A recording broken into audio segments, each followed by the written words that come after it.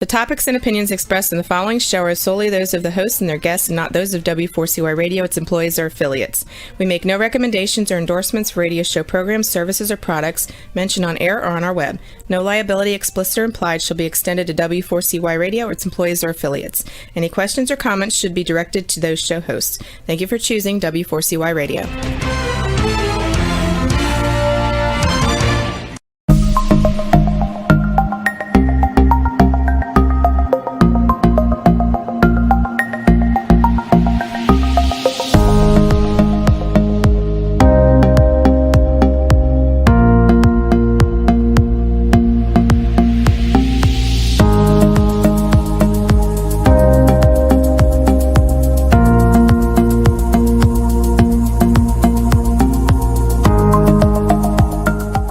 Good evening, everyone, and welcome to another episode of Triversity Talk. I am Stephen Bloomer-Teague. And I am Wendy Stewart Kaplan. And baby, it's cold outside tonight, isn't it? Indeed it is. And you just went off a podcast, I think you said, where it was in Bismarck, North Dakota, where it was negative 17.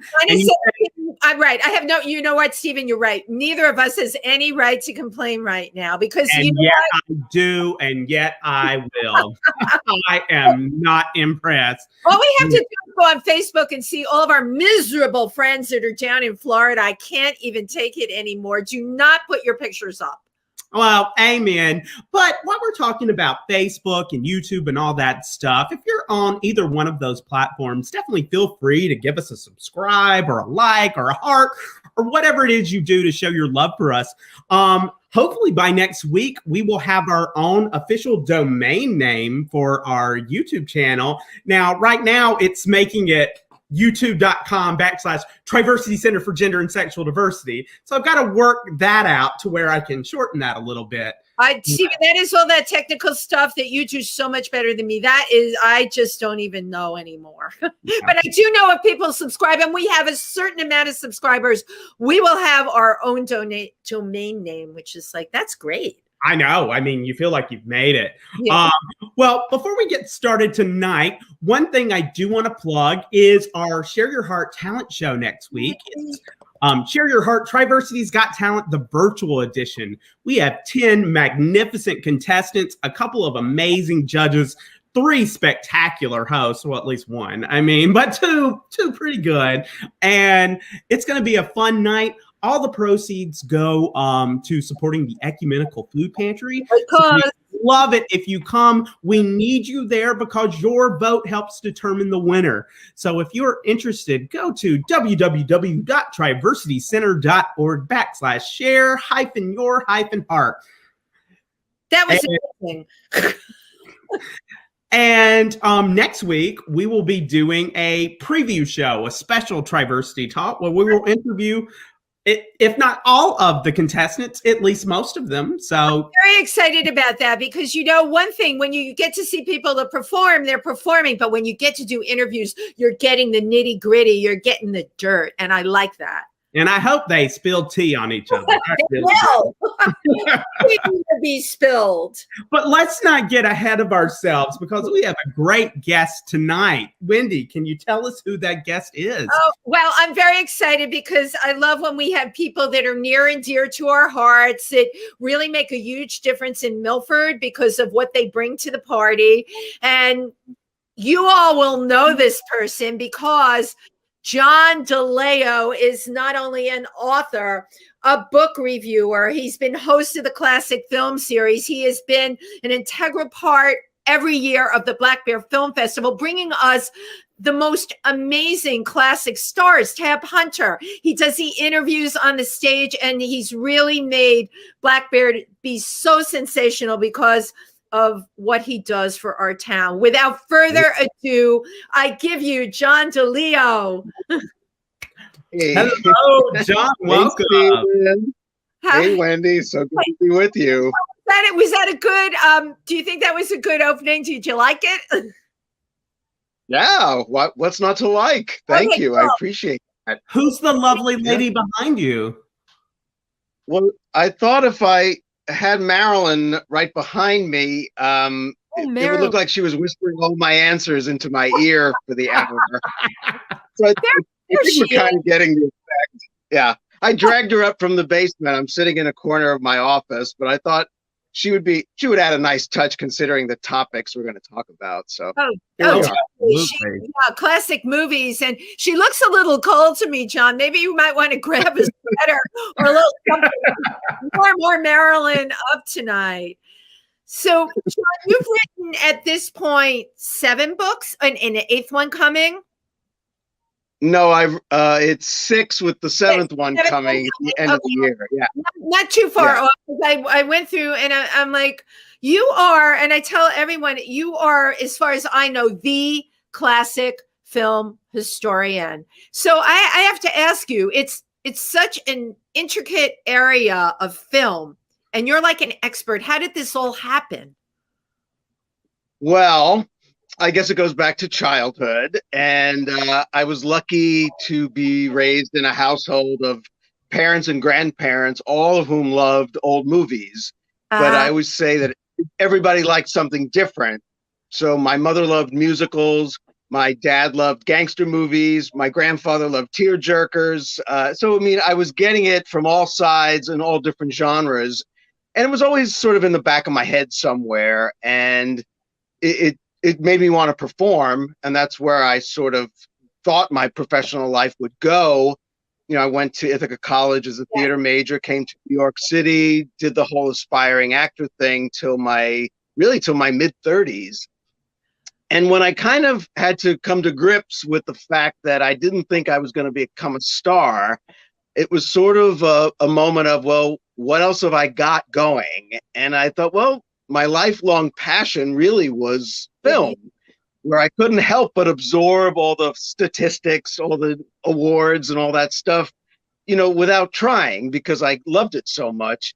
And then I had an idea to do a quiz book, and I always say I had all the luck as a writer that I never had as an actor, because I got an agent right away. She sold the book right away. And then it was sort of like, I'm too old to go to go away from where people are saying yes, to go back to where they were saying no.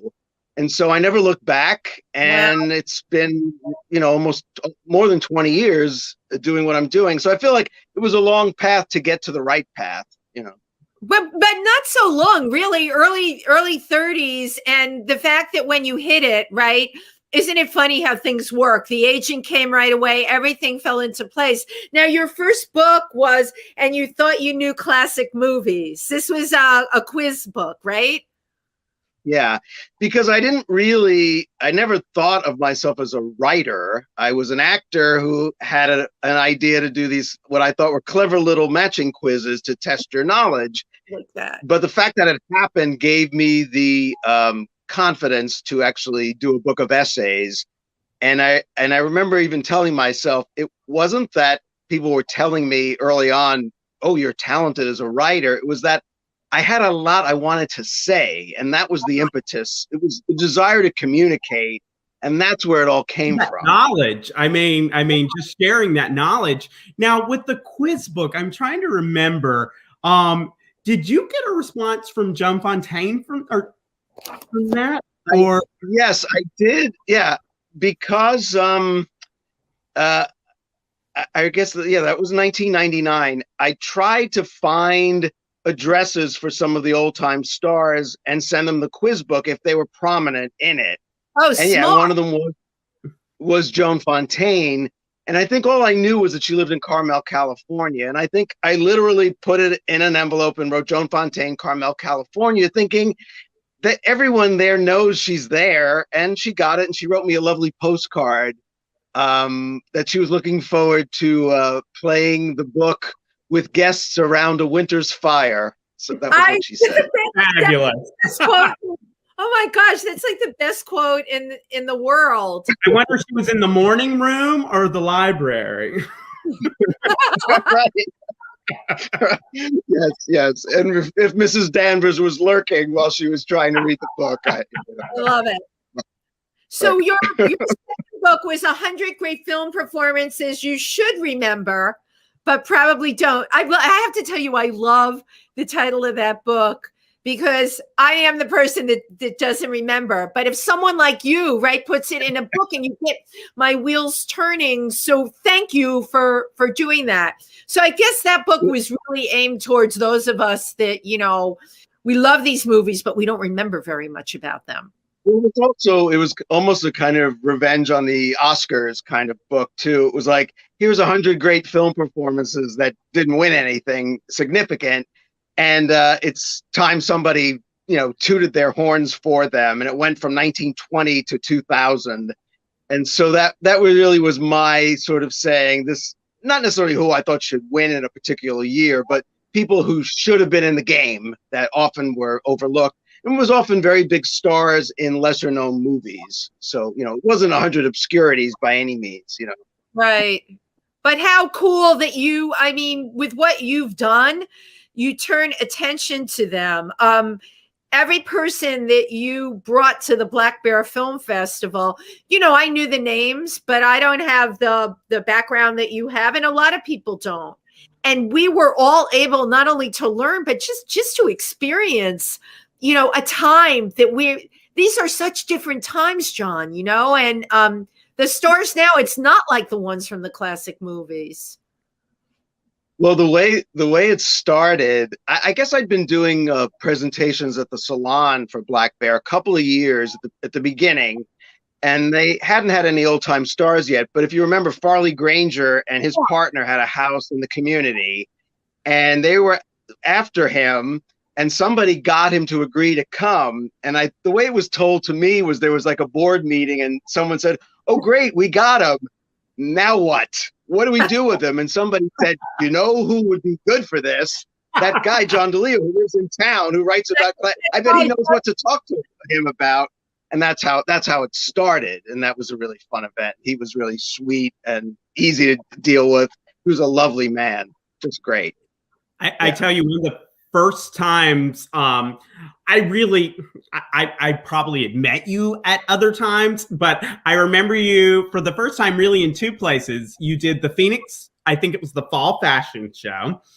And then Yes, thereafter, you interviewed Jane Alexander at the Black Bear Film Festival. And this was before I started going to the Winter Film Series and kind of knowing who these actors were. And I just was like so entranced. I mean, not just by her, but by you and your passion and your knowledge. And recently I had the privilege to watch Testament. It was a brilliant movie, but oh my goodness.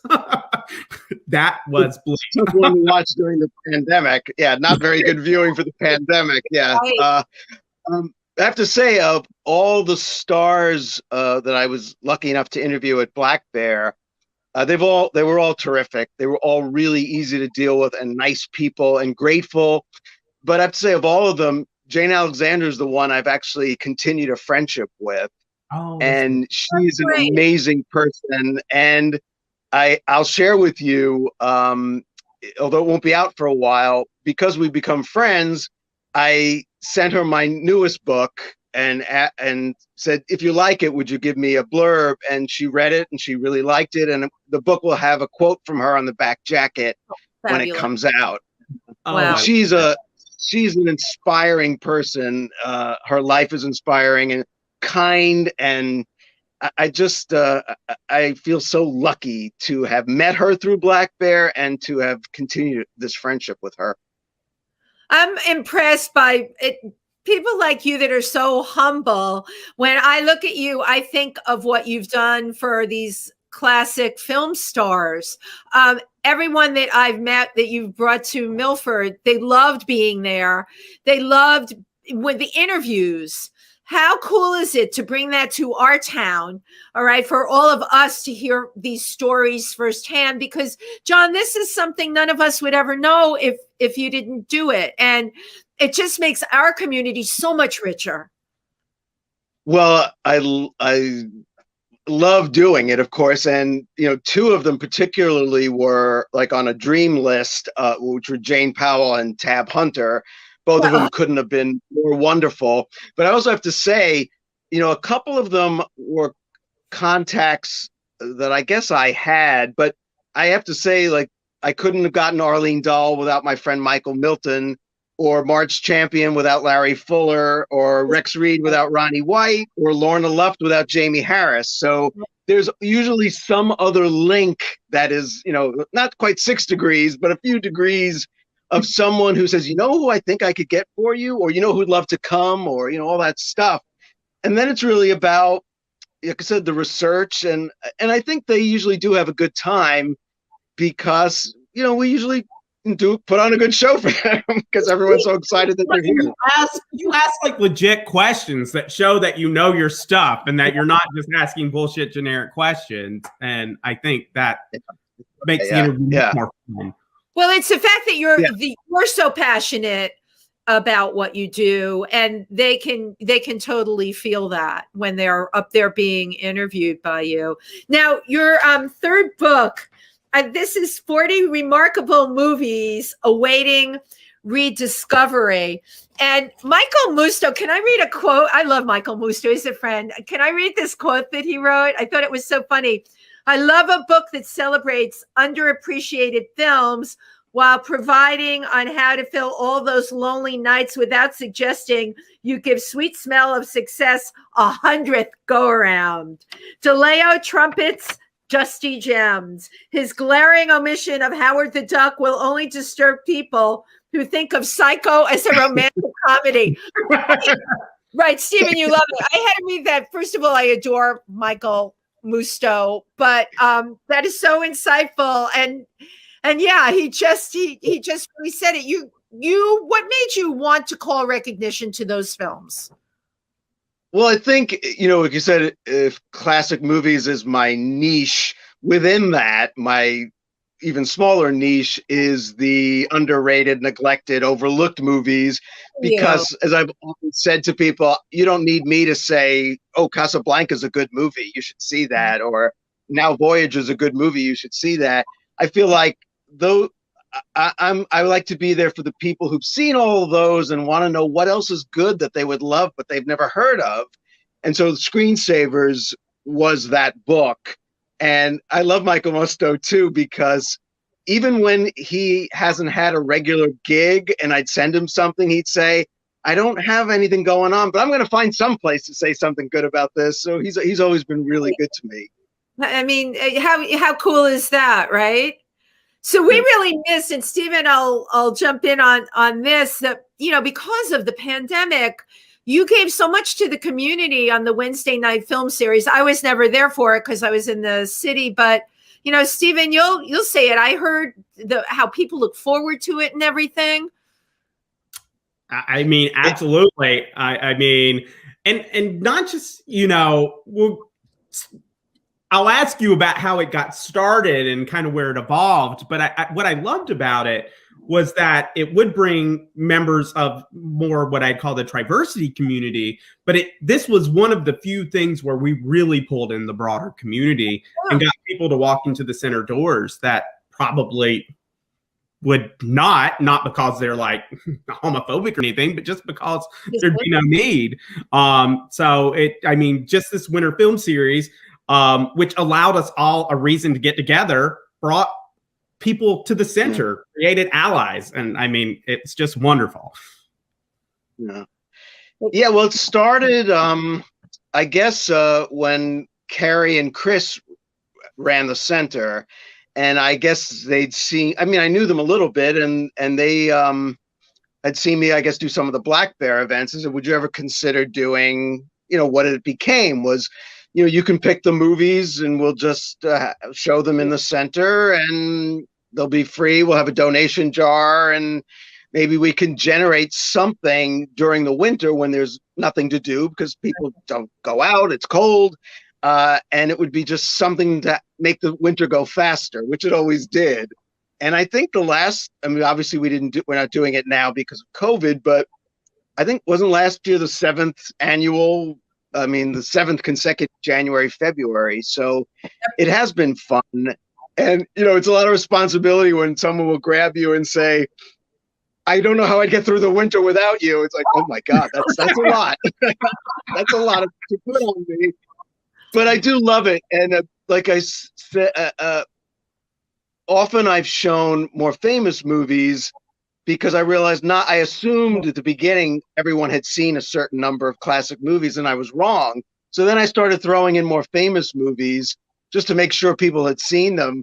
And I remember, again, going back to Now Voyager or Mildred Pierce right before the lights go down to say, who has never seen this movie? And usually half the audience would raise their hand. And you think, oh my God, I'm so excited. I'm going to be in a room with 30 people. Half of them have never seen Betty Davis's transformation in Now Voyager. And I get to be in the room when they experience it. So it can be quite a high for me, I have to say. I mean, and just watching, and I mean, this was something I had never really experienced was classic film. I grew up in a house that loved movies, but it's like my grandmother would watch TCM, but that wasn't something we really shared. We'd go to the theater or watch something modern. And so this was, for me, my first exposure, and just being able to fall in love with the different actors. And I mean, I will divide them in between actresses and actors for this point, because some of them I started having huge crushes on.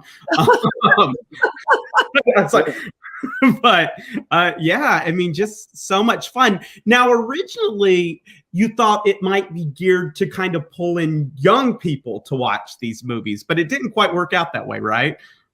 No, when the guys first asked me, I assumed it was going to be an audience of teenagers, GLBTQ teenagers, looking for somewhere to go. And I was going to, so the first year I picked, it was like a Judy Garland movie, an Audrey Hepburn movie, a Marilyn Monroe movie, just sort of like the sort of gay icon series, like this is who you need to know to catch up. And then I realized it was mostly people my age, and they had seen Funny Face and whatever. But then sometimes I felt the second year maybe I tilted it more toward some of the lesser known things, and that's when I would mention things and I'd realize, oh, they haven't seen the more famous movies of this person. So then I think by the third year I found the groove. Mm-hmm. And so even last year, we did 10 last year because the weather was so good. We kept adding them on.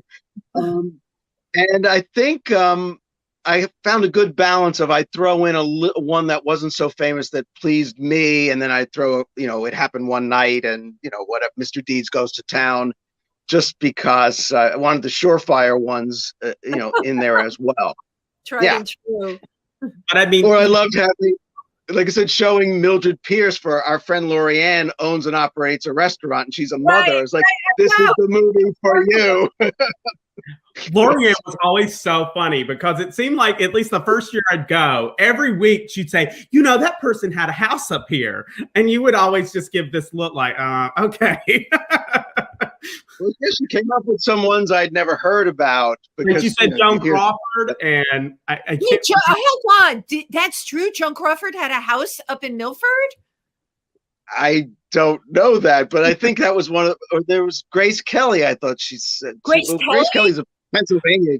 For a while, Milford, but every week she was saying somebody had a house here. Let's start some big rumors on the show tonight. Okay, if you want to go back to old film stores, we know about Mary Pickford. Okay, we know that back in those days, the Fauchère is where a lot of silent film stars stayed. You must be familiar with the silent film star era in Milford, yeah, John? I mean, I know of it. I don't. I mean, you can certainly talk to Seth Goldman in town, who has the museum in Cuddybackville.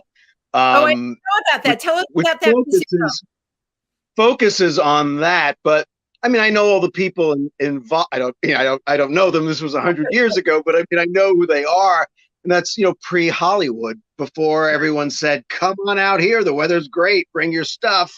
And that was the end of it pretty much. But when it was based in New York and you're looking for the country, you just venture out. And this was obviously one of the places. Country. Isn't that we got the river. I mean, it's a beautiful spot for location shooting, and it still is. But I'm just saying it had its moment. And then, by the 20s, the whole operation was even mid-teens. It was already gone. It gone Hollywood.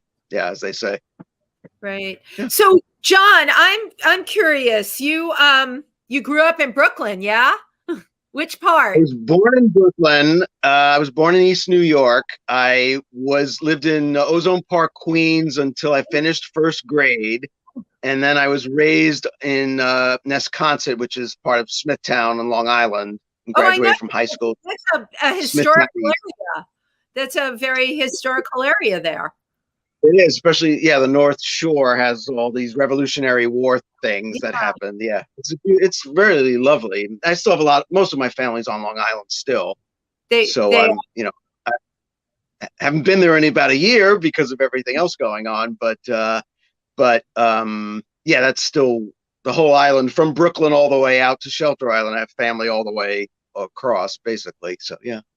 So what we always ask people this, what was it like growing up, LGBTQ? How was it for you in school? People have different stories that they share. I don't think I had any really bad stories. I was very involved in the music department and the theater department, and you find your little, pack of people, your little clique, and still some of my closest friends. I don't see them a lot, but they're still like family to me.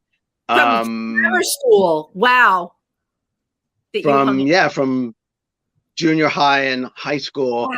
And yeah, I mean, I was so consumed with being in the chorus and the plays. It was really a really good time. And I think I was also in a lot of ways, a very naive young person where I wasn't really thinking along those lines anyway in terms of sexuality at all. I was kind of mature in a lot of ways and very immature in some other ways, including that one. So even by the time I got to college, I still was a little immature on that and in that area. So consumed with old movies and being in plays and not really thinking about anything else till I was about 18. So yeah. It's interesting. You chose Ithaca College is known for its theater program. It's got a wonderful theater program. It's always interesting to me that kids that come from performing arts background, I don't know, Stephen, it's so much more forgiving. You don't always have to worry about fitting in because you're just there and you just fit.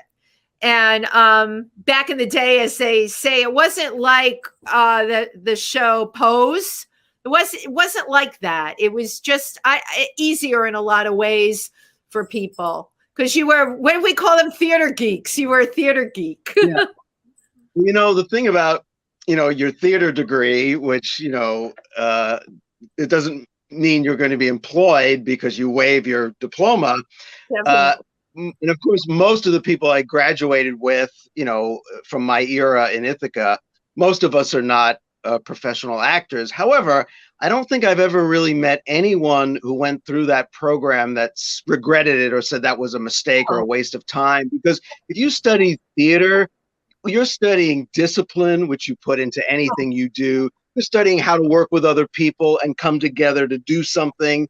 You use that in whatever you do. A theater background helps build all kinds of character, and in terms of what I ended up doing, it was actually logical in the sense of I was still communicating. It was just with words, but I was still trying to get a laugh. It was on a page instead of out loud. I was still trying to touch you or make you think about something. It was all the sort of urge to be creative. It just found the place I was supposed to get to. So I think whatever people get to, a theater background is usually something very enriching. So yes, that's all. Yeah, I'm curious. Who was your very first interview that you did, and what was that like for you?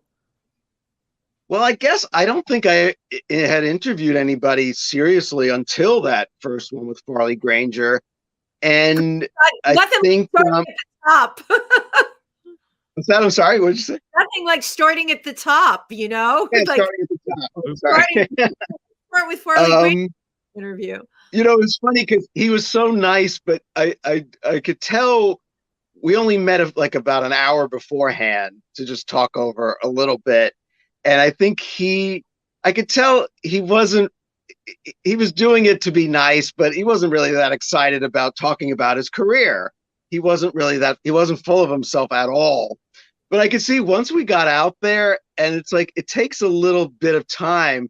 You can always feel the moment when people get that click where I like this. This is fun. And he had a great time. Clearly had a great time. But I could see I had to like sort of let him trust me or let him realize it was going to be fun. Right. And so I think you do have to find, and like you were saying about, it's a lot of it's about how prepared you are. And once they know you're a serious person who actually knows what you're talking about, you almost sometimes can see the moment when their eyes click into you like, wait, this is better than I thought it was going to be. And so then you feel like you're really just having a conversation and there just happen to be 300 people watching. But Right. yeah, and so yeah, that was the first, and then I used that as basically how sometimes we did them before we showed the movie of the person, sometimes after. It didn't really matter to me so much. Like I said, it was really just about making them comfortable, and often they would share things more personal than I ever expected. I don't mean anything inappropriate, just like, wow. And you could feel the audience get real quiet, so happy that this person was opening up to them in this town where we lived in, Milford, Pennsylvania, and they'd come and they'd opened up about their career or their marriages or something that, so that was often very, very gratifying when you felt like they opened up. So. Wow. Oh, No, it's great because when you hit that intimate chord, and they start sharing, and it's what you said. All of a sudden, the interview as I like to say, goes on fire. And you're really connecting. And in the audience, you can't hear a pin drop. So you're like, yeah. This is definitely spot on. It was interesting this year for Black Bear. They did manage to save, to be able to do such a great job in lieu of the pandemic. But I'm curious in terms of yourself, because I know you do speaking engagements and book signings. How has the pandemic affected you? Well, I had to cancel all the bookings of the rest of the year, but I could have probably gotten this going earlier, but I guess I was too timid about the whole Zoom thing. But I've got 2 gigs coming up where I'll be doing my shows. My shows involve film clips, and I just couldn't see myself doing it all by myself. And so I've got a friend in Port Jervis with a studio, and I'm going to be doing it basically as if I were doing it with an audience, except there'll be no one there except the Zoom hookup.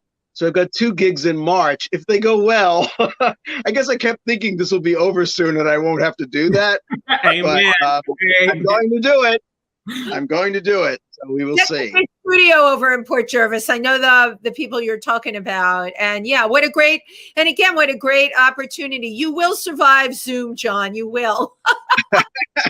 Hey, okay. And if you have somebody doing the heavy hitting, like sharing the videos and stuff, because that's the part that can be difficult if you're by yourself and having to share the screen and do all that stuff. But yeah, you just get if you've seen my stuff, it's always I talk a little, then I show a clip, then I talk a little and I show a clip.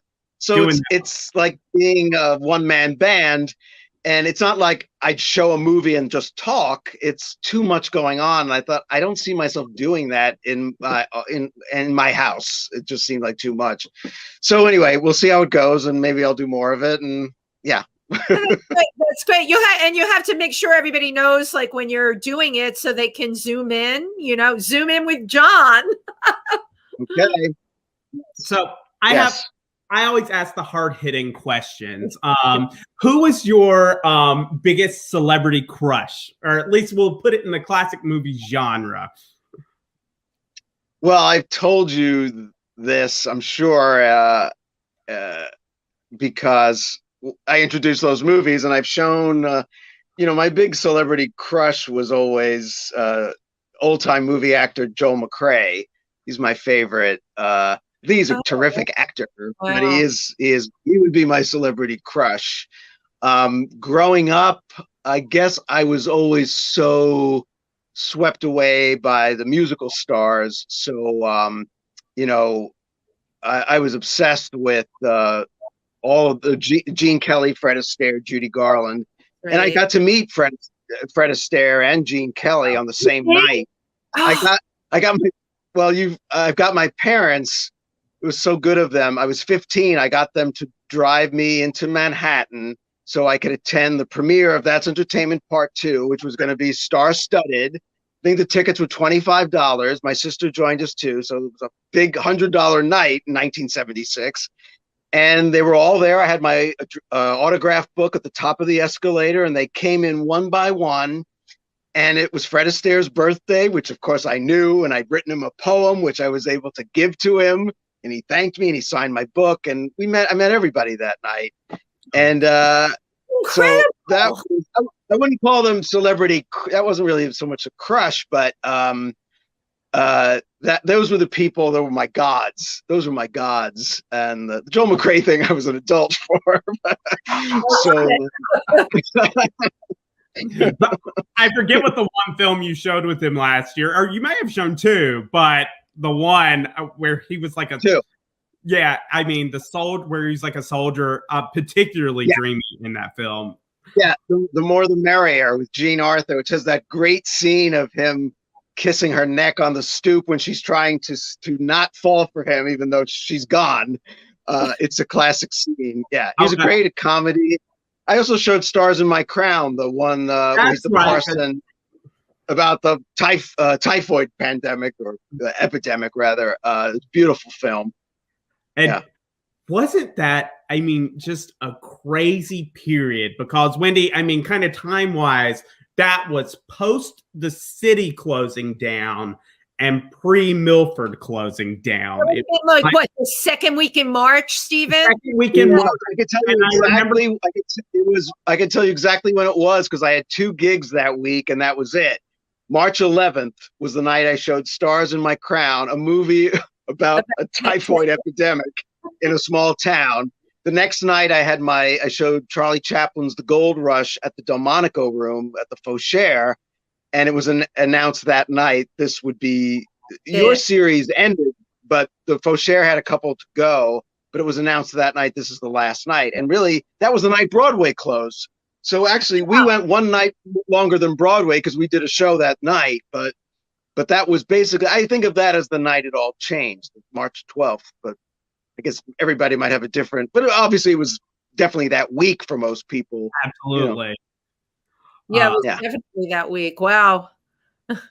So much has changed in all our lives. So you're going to the book that you have coming out, is it finished or it's a work in progress? Tell me where you're at with that. It's finished. Basically, I turned it in October.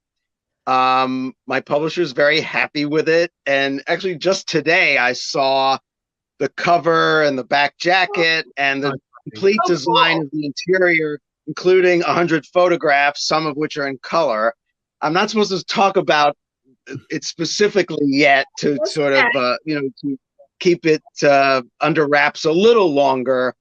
We're in talks about the end of the year and into award season next year. So, when things are award season is normal, and that would be part of the movie books that come out while the Oscar buzz is happening, that kind of thing. Oh, that's fabulous. Wow. It's hard to think. I mean, I want to believe everything's going to be normal, but it is a tad hard to think. I'm going to say to you, if you've got a book coming out, you better get used to Zoom, because my niece just published a book that's being released in March, and everything she's doing is, it's all virtual. She can't go anywhere because we still can't go anywhere. It's very challenging to do things like this. Yeah, I could do events, like I said, the film clips. I would always have a show that goes with my book. Whatever book is coming out, I have an hour program with clips that goes with it, which, I could probably do on Zoom, but you can't sign books on Zoom. You can't meet the people in that way. And, maybe the fact that the book isn't coming out for a while, that's the sort of good part of it, that maybe things would be closer to what we call normal, without rushing it. Right. It's not so easy to figure it all out because we're all very unsure. Knows. Yeah, nobody knows anything at all. What makes you love Milford so much, John? Oh my. Well, when we came here, I had the 20th anniversary in September being here, but I was still first. Yeah. Earl was retiring and wanted to live close to the city, but not in my New York 1-bedroom apartment. So he wanted to be close, but, and our good friend Sally Gift and her then husband, who since passed away, Richard, lived by the water wheel, and we would visit them. And Earl would say, like, someplace like this place.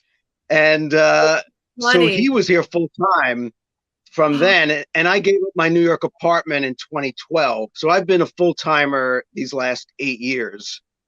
And I think, it's funny. At the beginning, I thought I would come out on weekends. But you're right. I fell in love. It's weird. My story is like a lot of people's story around here, right? You're falling in love with this place. In the beginning, you're not sure why, and but I think once you find out there's so many interesting people here, at the beginning you don't know anybody, and then as you meet more and more people, I always said at the beginning, I met everyone I met in Milford was all the people I wanted to meet in New York but never could, and it's like the community. Because when you're in New York, you basically only meet the people who are doing what you're doing, and you don't really meet anybody else, or I didn't. But here, if you went to a party or an opening, everybody did something different. And it was like, wow, I would never have met you, even though we probably lived in the same neighborhood in the city. So I do love it. Yeah, I love it. I have no thoughts of leaving it. No. So. Yeah. I mean, I'll tell you, I think that just in terms of kind of like the LGBTQ community here, that, when you're in New York, you can be a gay man and only hang out with gay men, and that can be perfectly your life and you don't think about it. But when you're in Milford or in a smaller community like this that's so diverse, then, you're meeting everyone and you get so much exposure to things. New York, it's the melting pot, but I feel like I've learned more here than I did in my time in the city. And we didn't even know about the gay community in Milford when we moved here at all. Didn't know anything about that. And I didn't know there was a film festival that I could walk to from my house. So there was a lot of really kind of like, it was just kind of a magical place. And it's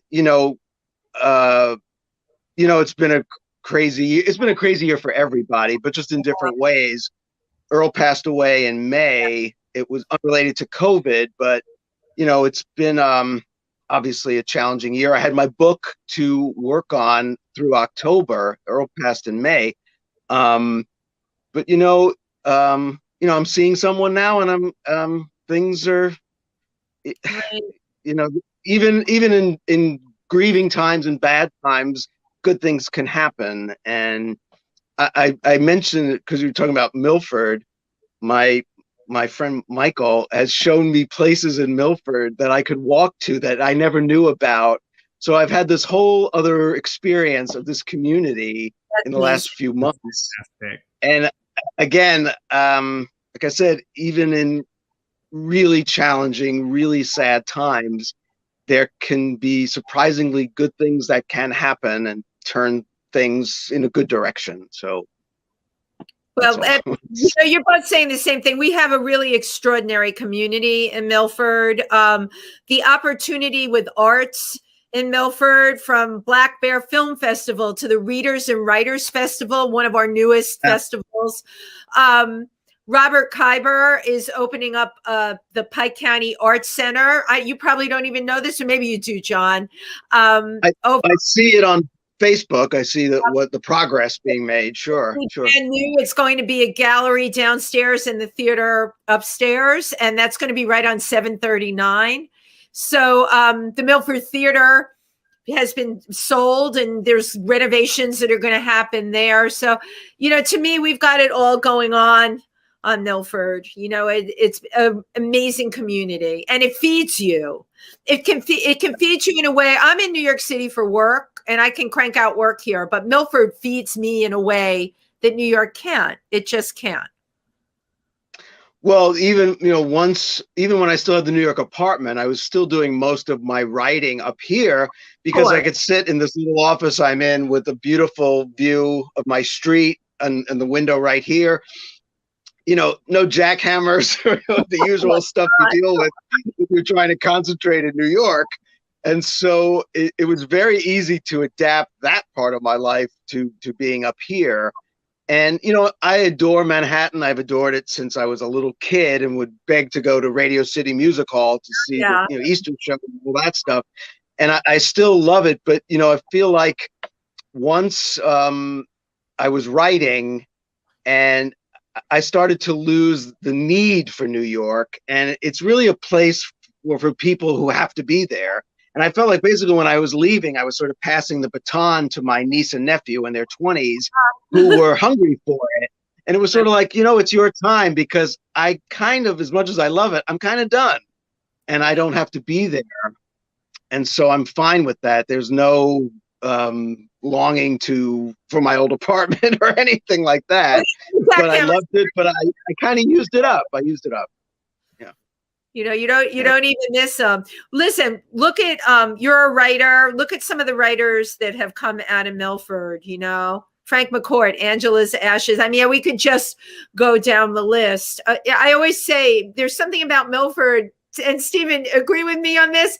It's because, don't you think it's because New York, New Jersey, and Pennsylvania all come together in some kind of incredible vortex that just attracts? This is my own theory. Bermuda Triangle? Vortex.